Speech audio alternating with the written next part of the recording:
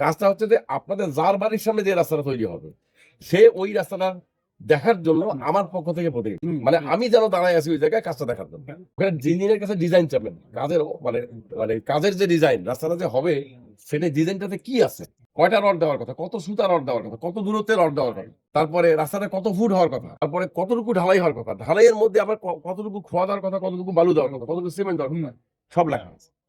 ওই অনুযায়ী করা হলো কিনা ঠিকাদারের কাছে বুঝানি, আমি কিন্তু থাকবো না, আপনাদেরকে এটা বুঝাই নিতে হবে। আপনারা যদি বুঝাই না তাহলে শতভাগ সত্যতার কাজটা হবে।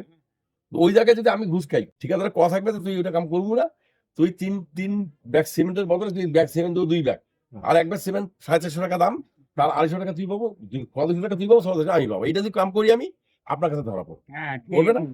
আপনি আটকাবেন যদি কোনো কাজের ক্ষেত্রে এরকম অস্বচ্ছতা থাকে, যা লেখা আছে ডিজাইনে ওটা পাওয়া যাচ্ছে না, আমাকে জানা, আমি সরকারের লোকজনকে পাঠাবো, ইঞ্জিনিয়ারদেরকে পাঠাবো, তারা যদি আসার পরও কাজ ঠিক না হয় তো আমি নিজে আসবো এবং শতভাগ ডিজাইন অনুযায়ী কাজ করার আমরা যেভাবে যে করা লাগে এটা করবো।